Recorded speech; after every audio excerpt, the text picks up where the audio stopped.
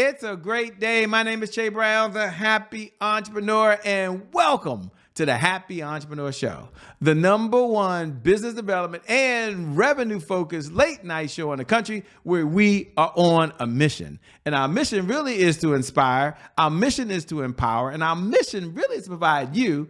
That's right, you, the hard-working entrepreneur, with all of the resources that are necessary to execute that big vision you have for the people you would call to serve. In this episode, we have the one and only Pamela Stone. She's in the building, and she'll be talking about what's next after 45. I can't wait. What's going on, Pamela? How are you? I am great. Thank you.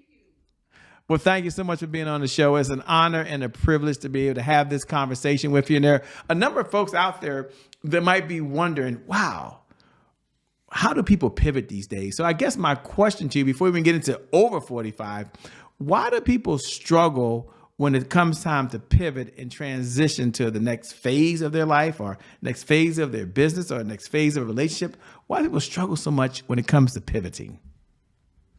It comes with two things. First, I always say three. Actually, they're the three brothers: fear, fault, and failure. You face fear, which then fear holds you back, which then leads you to the woulda, coulda, shouldas, which I call their sisters. And then it comes with the fault. Your fault for failing, your fault for facing fear. And then last, lo and behold, everybody, the other brother, he comes in and it just kicks it all from underneath you and it holds you back from going after whatever you desire. So I always say the three brothers was what it does for you. I love it. And, fear means different things to different people. So when you use the word fear, just so we get your view of the world, what's your definition of fear? A feeling, emotion, taking you out of your comfort zone and not focusing on and losing focus on what you want. That's what it's a distraction. To me, I feel fear is a distraction, but it also is a good distraction because then you can learn from it if you're willing to go after whatever your what's next is. So I'm thinking it's to me, it's a good thing. It comes with the good and the bad, but you can learn from it. And it's a distraction though. Don't worry, ladies and gentlemen. We're going to get into her background in a minute. I know some of you know how famous she is. Some of you have already Googled her. Some of you have already looked her up. I understand that. But before we do that, I went with fear. So my next two questions are going to be, can you define fault, by the way? Because you got fear, fault, I believe it was. And the last one was failure. So take a moment and define fault. What does that mean? What does that look like? And you at home, you tune in. You listen in very carefully. So fault is actually it's a feeling, or actually to me, what I've actually started categorizing it as, it is one of those limited beliefs because you always will allow that feeling to hold you back, and you believe that it's your fault. And then it comes in again, then it comes in with building on upon it. So it's a feeling that has created in your mind when fault really doesn't matter, right? I'm all about, let's not worry about fault. Let's just move on and let's figure it out and let's keep it moving. But it is a feeling and it holds you back from going after your what's next. So we got three F's here, ladies and gentlemen. But the last one I couldn't wait for that failure. I seem to fail a lot of things. But that's not about me. This is about you. Failure. What's your definition of failure? What does it look like? What does it feel like? It's painful, holds you back. It stops you. It'll stop you in your tracks immediately if you don't know how to face all three. And that's why I talk about the three. You have to encompass all three of them, but it will stop you. I think it's the most powerful, as all three has its own plays its own play part into your life. But I think that one's the most, because you hear so many people will not, won't, they always talk about failure. And me again, let's fail and let's figure it out and let's move on. But again, you can learn from failure, which then can grow and stretch you beyond your belief. So that's what it is to me. Yeah, yeah. Folks might be curious right now. Who are you? They're like, Shay, she's right on point. Matter of fact, she's speaking to me. She's in my kitchen cooking right now. And I'm drinking her Kool-Aid, whatever it may be. Maybe she's on your favorite street right now.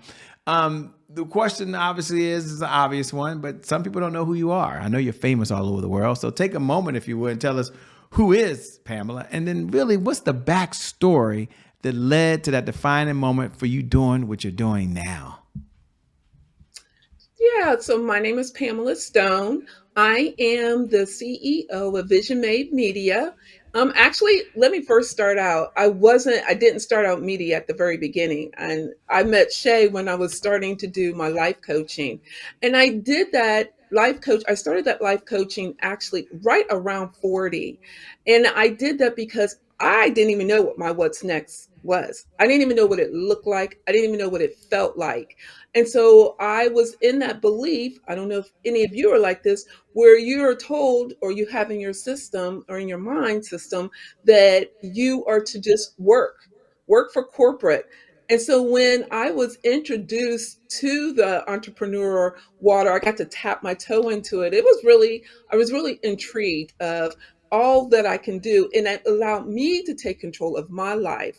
And that's what I wanted. I wanted my life. I wanted me to be in control of it and not giving that my life or their ownership to my life to someone else. That's too much. That was too much control for me or too much power. And let me tell you this, it scared the bejesus out of me. I won't use the bad word, but it scared literally the bejesus out of me because that I felt like I didn't have any control over my life. I was doing what everybody else wanted me to do and not I didn't get to do what I wanted to do. Even though I did say at the beginning I didn't know, but knowing that I was giving that power to someone else over my life, which then led me to start creating the this amazing business that I have. So I started out doing life coaching, loved it. I did life coaching with kids. I did life coaching with entrepreneurs who are just now putting their foot in the water as such as me, as well as I even did some music management kind of type of coaching. Well, after a while, I took a step back. So I can't wait to talk about that setback. I took that step back and I had to look at myself and what did I want? And so, what I wanted to do is empower, inspire individuals in a way that I was told I would never be able to do, and that was writing. And so, I have a magazine, which is Vision Made Magazine. And then out of that came the podcast, which is Envision Me Podcast. So, it's all now becoming a full circle where now I feel I'm in a place that I have control and no one else has the control over me. I love that. Very, very powerful. And, we have an audience right now that are watching, and a number of folks are dualpreneurs. They work a full-time job, if that makes sense, and they're a full-time entrepreneur. And they might be listening right now and say, wait a minute, Shay, I'm curious. What's one or two, three things that I can do to overcome fear? Some of them want to become a full-time entrepreneur. Some of them want to be a 9-to-5 millionaire. If that's you, I know some of y'all say, I'm comfortable being a 9-to-5 millionaire, but the whole fear of doing something different than what they're doing now. Are there recommendations you give? Maybe one or two or three solutions or ideas you have so folks can face the fear and still do it anyway? First of all, do it. Just do it. And one thing that I love is the one motivation that I love to do is I actually have a vision board and I have actually six of them, and all six of them play an important part into my life. Where I have a motivational board, I have a self care board, I have boards around me to motivate me. So for me, I'm going to suggest that you get that motivational tool. Maybe post-it notes. I have clients that will write on their mirrors in the bathroom motivational quotes, as well as um, affirmation quotes as well, and they put them around their house. Now, for me, I not only have the post-its in my office or take them on with me, I also have them in my car, knowing that you have them right in front of you. So when you hit that wall of the three F's, one of them come creeping in, it's right there in front of you. And then lastly, I think it is so important to have a tribe that you can lean on. I say that one last, but I feel that one's the most important. I thought I had a tribe that I could just I'll call on them and lean on them. And then when I realized when I was going outside of their comfort zone, yes, I said their comfort zone, they started they started scurrying away from me. And so I was first a little shocked, shell shocked, should I say. To prepare you for that, know that not everybody is for you. I say that and I want you to understand because I don't want no one to get into, well, she didn't tell me. It does happen and it's okay, but it's normal. So prepare yourself, but go have someone sitting at the table that is supportive, that is even doing what you're doing, that can support you and carry you through to your what's next. I love it, man. So well said and so important. As you were speaking, I know you're talking about what's next after 45. Take a little few moments and break that down for folks. And here's what I want you to know. That math is 45. That math is 40. It could probably apply to you if you're 35. Now, if you're 57, now come on, somebody, don't judge me, by the way. It can probably apply as well. So while she's talking about next move after 45, think about where you are and how you can take some of the best practices and apply it for where you are right now. So stay tuned in. Talk about next moves after 45. So what that looks like is take inventory of where you are. Take inventory of the skills that you currently have. I'm always asked, well, Miss Pam, I don't even know where to begin. And I'm always asking them, what are you doing right now? Currently right now. And if it's something that you're loving, do it. That is perfect place is starting where you're at. Now, I've also had people say, "Well, I don't even know what that looks like either." Then ask somebody, ask people around you what you're good at. Because here's the thing: what you're good at will take you further than you ever realize. I learned that after a while. I was like thinking that I can do this. When I was looking around, they're like, no, Pam, this is what you're good at. So after you have done that, taken the assessment on that, then I always say start small, learn it. How does it make you feel? Start relating, start feeling it, talk about it, and tell people what you're doing. Because once you start talking about it, it makes it feel real. And when you make it feel real, you're like, okay, does it feel good? Does it feel a little off? And then lastly, do it. I honestly say just do it. Because once you do it, your buy-in to yourself, then buy-in to the community is there. I love the just do it. Just take action and get going. What's some of the strategy you use to keep yourself in momentum? Because, you say just do it, but there might be some folks who are saying, and ladies and gentlemen, this is not a counseling session. So, when you feel like, you're on a couch, but some of you might be like Shay Brown, might be like, yeah, I can do it the first time. But she needs to know sometimes I don't do it the second or third time. So I struggle a little bit with consistency. Can you just ask her a question around consistency? Of course I am. I'm going to do that now. So what do you share to someone who says, I can do it, but to do it consistently, I struggle. What recommendations would you share with that person? Get you an accountability partner.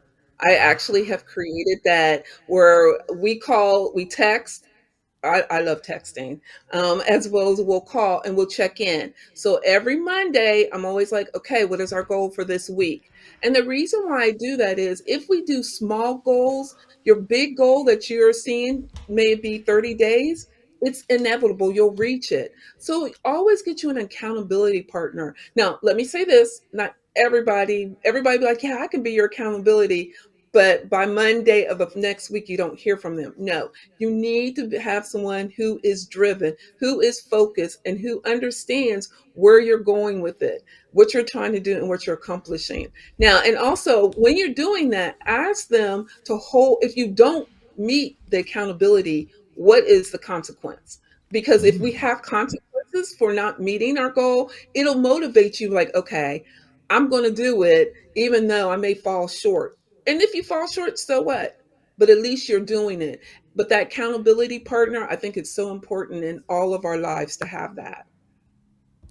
I agree wholeheartedly. And this is listening now. They're thinking, her life is perfect. I mean, I love Pamela Stone's like, things seem to go along just well. Well, we have a segment here called Today is my January 1st. We're going to find out in a moment, ladies and gentlemen. For those folks that tune in every night at 11 p.m. Eastern Standard Time, you know what we're about to do. In fact, you can go ahead and say those words if you like. Today is my January 1st. Happy New Year to you, by the way. And for everyone else who this is your very first time, we want to welcome you to the Happy Entrepreneur Show family. Thank you so much for spending time with us, allowing us to stream into your home right now. But today is my January 1st. It represents a fresh start. It's our personal mantra. It means you get a do-over. It means your past, no matter how dark and ugly that past is or how bright and sunny that past is, the past no longer equals the future.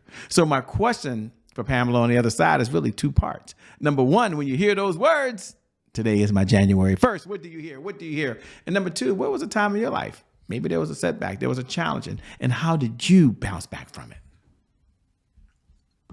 Okay. So when I heard January 1st, you know how everybody is ringing the New Year bells and horns? That's me, because that means I get to whatever I didn't accomplish the year that just passed, I get another chance at it. But I also get to do it, and I get to do it in a bigger way.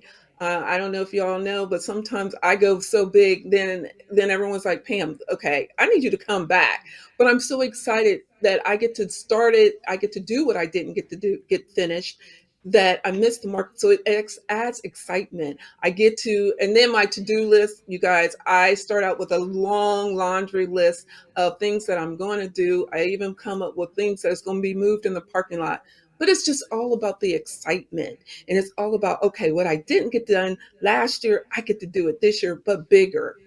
Did I have a setback? I did. My setback was unexpectedly my husband, who he had fallen ill, or he had fallen, and had torn ligaments in some places that if he falls again, he's paralyzed for the rest of his life.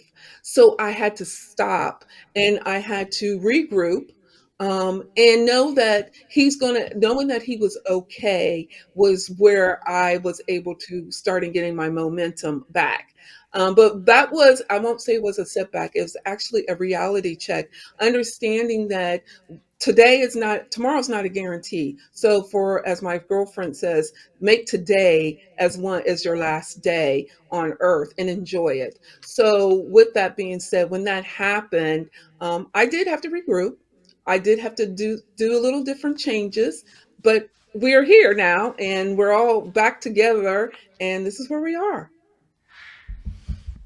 Wow. Thanks so much for sharing. Thanks for being so transparent, by the way. And, I get a time to ask a question. We have time now. And one of my favorite questions to ask is, what's one of the best pieces of advice you've ever been given? Now, we're framing for the audience. So the audience is kind of clear here. When I ask you to come off the mountain with the 10 commandments, but you've watched so many videos these days. I don't know if you count how many videos you watch anymore. You've read countless books, I'm sure, had lots of mentors, and you've mentored other folks. But if you had to step back and say, here's one of the best pieces of advice I've ever been given, what would it be and why?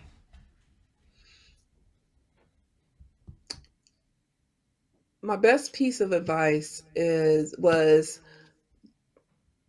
no matter the age that you are, no matter where you are, don't allow fear to stop you. And it came at a perfect time, because as we had faced the changes in our home, I was really getting to that point of, okay, I'm just going to go. And for a minute, I did backslide a little bit and say, you know what, I'm going to just do what society want to do and make sure that the household was running well. That's what I'm going to do. Well, then lo and behold, I sat down with myself and my girlfriend and basically said, you know what, we all face it. Live life to your fullest. Enjoy life today, and tomorrow will be a new day and you can start all over again. So that was my piece of advice. I love it. What do you enjoy most about what you're doing these days? You seem to be having a lot of fun. You seem to be excited. I can hear it in your voice. What do you enjoy about what you're doing these days? Oh my god, everything. I know everyone's like, no, really. I have to say everything. I get to, in the magazine, I have not had the same writer in the magazine for the last 3 years. I think that is so amazing. I get to meet these women and we get to talk about what the magazine's going to look like. Then to go a step further, as you have the podcast, I or your show, I have a show and I have different guests on as well. And again, to meeting people around the women actually around the world that are doing their joy, their love joy and rocking it and knowing that they face some challenges as I do, it's just it is mind blowing. So that's what I have to say. I love it, man. You know, one of the things when you're starting something new, like you said, it can be fearful. It could be challenges. A lot of little small things that can happen. My question to you directly is when you find yourself having to use affirmations. I don't know what your beliefs are around affirmations or statements of confidence. Are there any one, two, or three that stand out in your head that you're telling yourself on a consistent basis so that you keep your mindset, you keep your belief system, you keep your energy where it needs to be? Hmm, I just do it. One is just do it. One is think big because I know, as I said, I have some friends who are like, okay, Pam, now you're acting like you're going out here conquer the world. I'm like, I am. It may take me a minute, but I'm going to figure it out. So I really stick behind those two because if I have those two that are in my ear and I have, well, you can't see it, but I have two big signs across my wall. The one that says think big and the other one says just do it. And it's just knowing that I can do it no matter what I face and it's going to be okay. Spot on, man. Well, let me say two things. We come down the home stretch. Number one, what do you do for fun first? Like when you're not out saving the world, help people get to the next level and interviewing people and doing magazines and doing podcasts and shows. What do you do for fun these days? I love me time. I don't take that for granted. So I love me time, and my me time may look different every week or every other week. But I do love to go walking. I love to walk, especially on a cold, crisp fall day, and put my sweats on, put my tennis shoes on, put my earbuds in, and walk. I'm loving that. Another thing that I love to do is going back to walking. But here in Columbus, Ohio, we have a mall that is outside. So I love to go put my shoes on. Now, I have to leave my wallet at home because they have a lot of tempting stores, but I love to go walking and just enjoy I do. It's bad. For a while there, I was taking my wallet and I'm like, okay, now what am I going to do? And I'm like, okay, that means tomorrow I'm going to have to work 10 times harder than what I'm supposed to because I didn't went out and spent some things that I shouldn't have. But I love walking. I love family time. And then reading. I wish I could show you guys. I have 90 audible books and I don't even know how many paper books. So I love reading as well. You can't tell us you love reading. That tells, well, I think one of the books you said you love is Think Big. I think that was the book you said, if I remember correctly. Yes. Yeah, I Yes. thought so. Okay, so as we're coming down the home stretch, a two-part question. Number one, what type of clients are you looking to work with these days if you're taking on any clients at your firm? And number two, how can folks best connect with you? How can they stay in this conversation over and beyond the time that you and I have now? Yeah. So I am always looking for clients that are entrepreneurs that has been in the entrepreneur pool at least 2 years. And I'm always telling people why, because people are like, well, I just started. But if you've been in it for 2 years, at least you have the mindset of what it is to be an entrepreneur. And you're not setting yourself this big goal, like big, so big that when I'm like, okay, but do you have all this as actually I learned this from Shay. If you don't have your systems in place, then like you're really not going to make it. And so then when I ask those that are just starting, I'm like, where's your systems at? What are you doing? They're like, I don't even know. And then it becomes overwhelming. So I'm now taking on at least the seasoned entrepreneurs that's been in the business at least 2 years or longer. If you are interested in getting in contact with me, you can email me at visions, VISIONS, made LLC at gmail.com. And just put in the subject line help or Pam, I need, or Pam or chat. And one of those, I'm always looking at those because I'm like, why would they put something like that? So those will stick out to me. If you want to continue to follow me, as I said before, I have a podcast where I come on every Wednesday, where you can catch us live on Facebook under Pamela Stone, or you can go to the larger podcast platforms, and we're there as well. And you remember, I said I love to read, right? So now you can catch the podcast on Audible Books as well. Well, let me say thank you so much for being on the Happy Entrepreneur Show. We appreciate it. We got to have you back, man. We got to have you back. Thank you so much. This was so much fun. And thank you to viewers. Thank you for tuning in, by the way, because without you, well, we don't have a show, by the way. So thank you so much for allowing us to stream into your home. It is an honor and a privilege. And I never get tired of reminding you, every night at 11 p.m. Eastern Standard Time, no matter what's going on in your life, no matter if you're doing really well and you're getting to that next level, that's your stretch, or life's hit you with the punch you never saw coming. The one thing I do know is that today is your January 1st. Because of just that one reason alone, I believe your best is still yet to come. Your best is yet to come. Your best is yet to come. With that being said, my name, it hasn't changed. Still Che Brown, the Happy Entrepreneur. Make it a great day, everyone. And we'll make some good things how we connect again next time. God bless. See you later. Peace.